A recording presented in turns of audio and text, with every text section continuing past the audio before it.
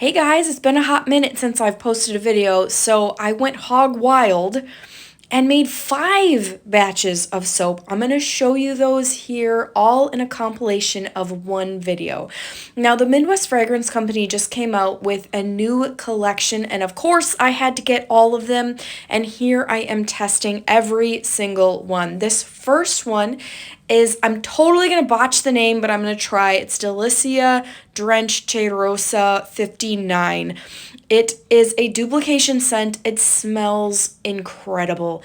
This collection that I am doing, I wanted to highlight the fragrance oils themselves and not use any colorants whatsoever. I just literally wanted to see what just the fragrance oils would do in a batch of soap if I didn't put any colorant in. This one is I have no idea how to say this word, Baccarat, however you say that word, Rouge 540. This one's probably my favorite scent, but none of these are subpar whatsoever. So you see the first one and the second one now that I've poured. Both of them went into the mold the same color. Like, there was no immediate color change. This one is going to be the same. See, I'm pouring the fragrance oil in.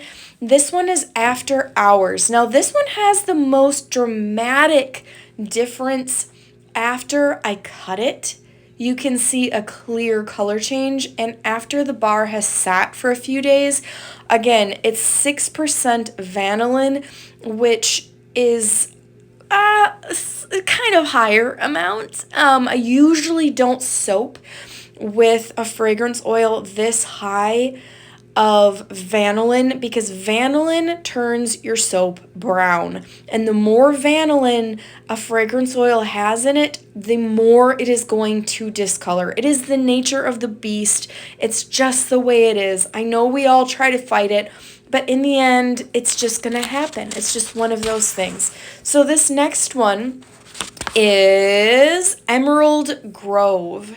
And this one I had read reviews from the Midwest Fragrance Company Facebook group that this one decelerated trace. So I made 2 batches at once.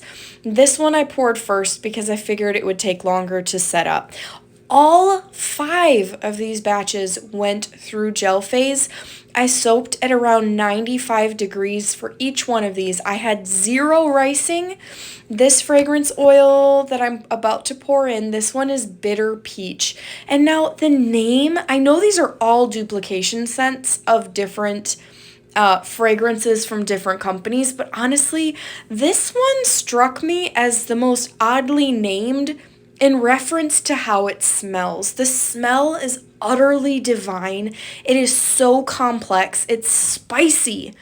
It doesn't smell like peach to me, or even bitter peach. Like, it's so spicy. I love it. So this one is cutting of the Delicia Drenched Cheirosa 59. Obviously, it has discolored to yellow, which I read in the fragrance oil notes on the Midwest Fragrance Company website.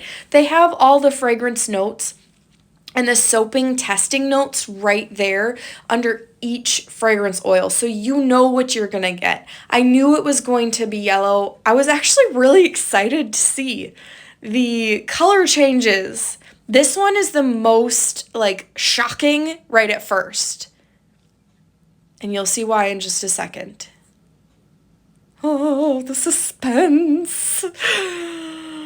There it is. It's purple.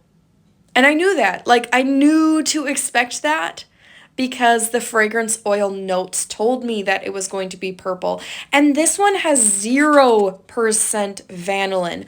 The discoloration is not due to vanillin. So sometimes you think, oh, a fragrance oil has 0% vanillin. Great. It's going to be, it's not going to discolor at all. But I wanted to do this video particularly because I wanted to highlight the fact that things do still discolor.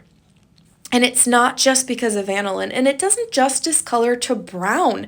There's yellow, there's gray, there's lavender, there's tan, there's off-white. So I love the look of this right now. There's a lavender band all the way around the outside where the soap is oxidized, where it has touched the air. This one got crazy hot. Like, it got to 150 degrees. The center of it did kind of raise. I was fully expecting a volcano at one point or a crack, but there's no cracking in there. I insulate my soaps after I pour them. I put them under a box and I have a blanket that I throw over them. And that has really, really helped in the cracking. I barely ever get a soap top that cracks. And I really truly believe it's because I insulate. So this one does have a bulge in the middle, like down the center, but there's no cracking. It kind of reminds me of like Mount St. Helens before it erupted. There was like a bulge and people were like, "Hey, look, the mountain's like bulging." Yeah. That's the volcano in the soap.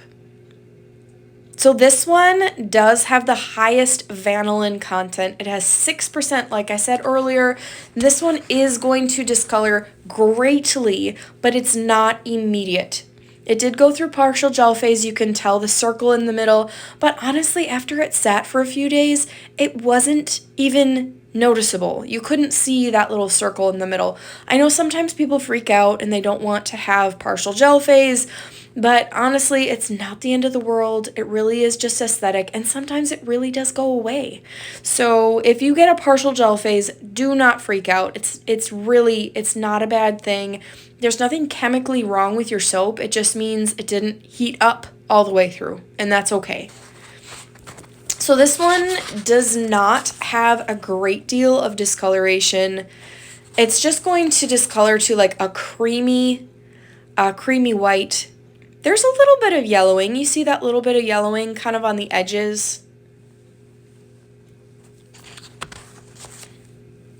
Yeah, this one was the Emerald Grove one. I've got all my notes right in front of me so I don't mess up any of these. And sometimes it's nice when you're buying new fragrance oils to see somebody else having soaped with them and them giving reviews. Like, I am not paid to give these remarks. Like, these are my honest remarks. I'm not going to say something because I want you guys to buy this stuff. It's literally just my own experience. So, yeah, there is a little bit of yellowing, but it's not bad. It's really not bad. And then the last one, this one's the Bitter Peach one. And I came up with my own names for these as well. I'm calling this collection the Essence Collection. It's not coming out until June, so I'm sorry, but this is you're getting a little preview here. I know some people don't do that. I really don't care. I don't care if people see my stuff in advance. It's just how I roll. Yeah. But the Essence I have stamped onto all of these bars, all 5 of these loaves. I have Essence stamped into one side and then the name of the soap stamped on the other side.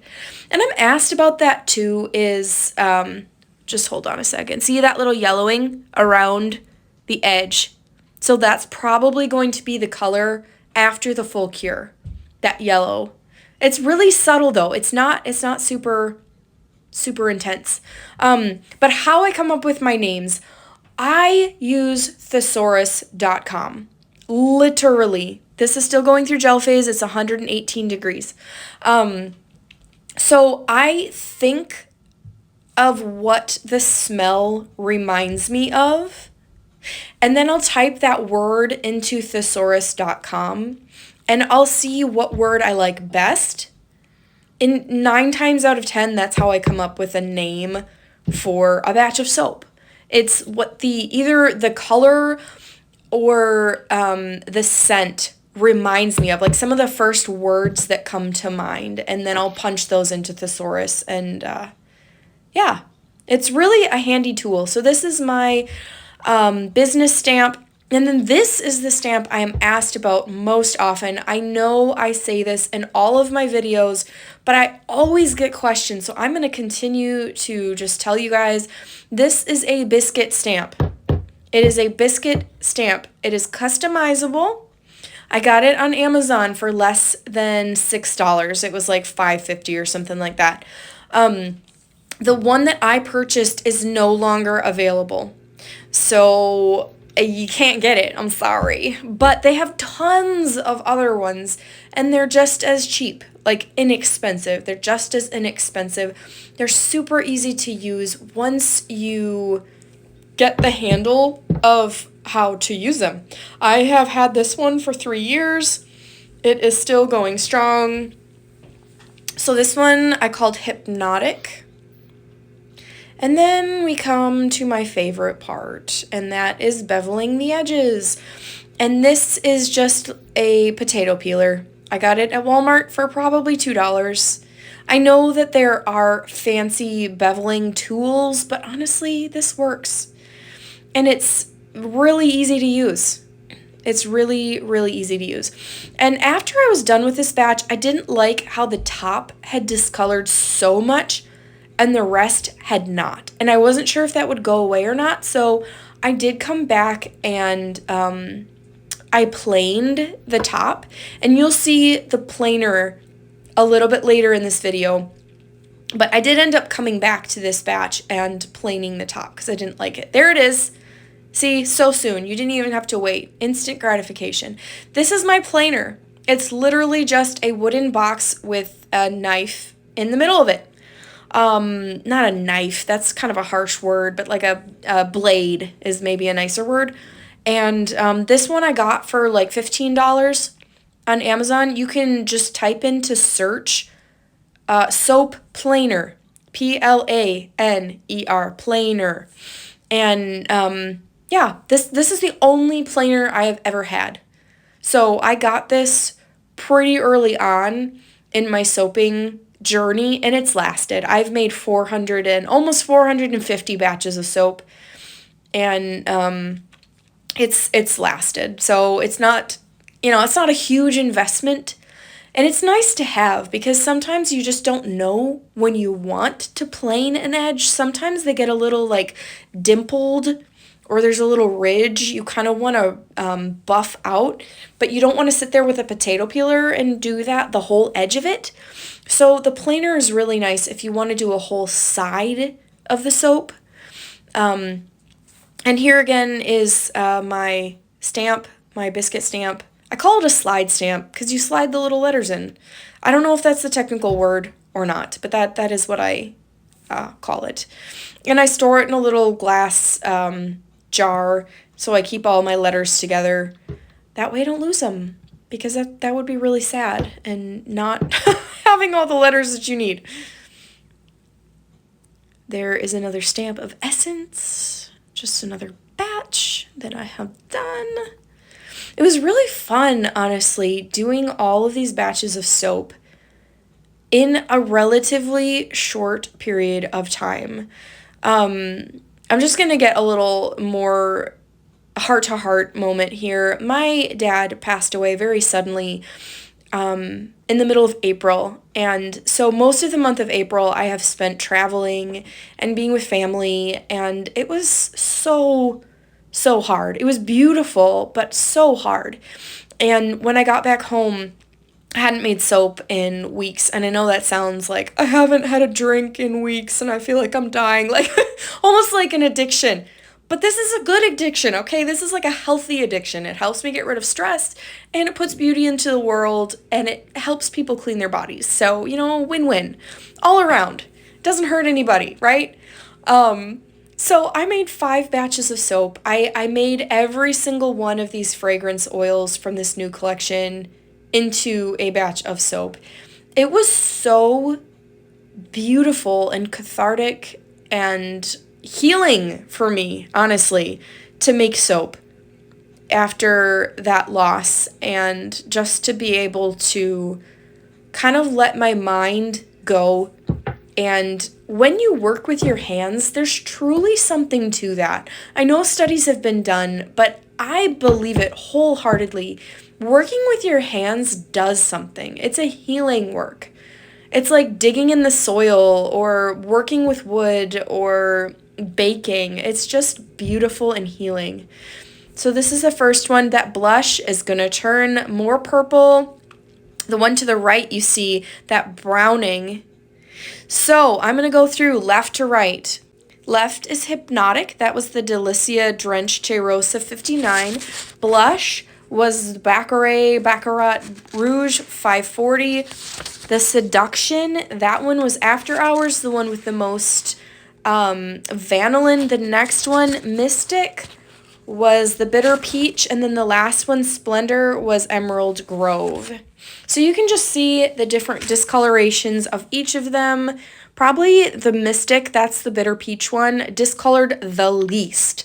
So if you're wanting one that doesn't discolor, that would be the one I would go for. I love the scent. And this is the tops of them. Some of them I planed, the two to the right and the one on the far left I planed. The two in the middle I did not, because I really wanted those colors to shine bright. The brown is going to discolor more, and the lavender will as well. Thank you guys so much for watching this video. My shop is at bluehavensoapery.etsy.com, and I'll see you again.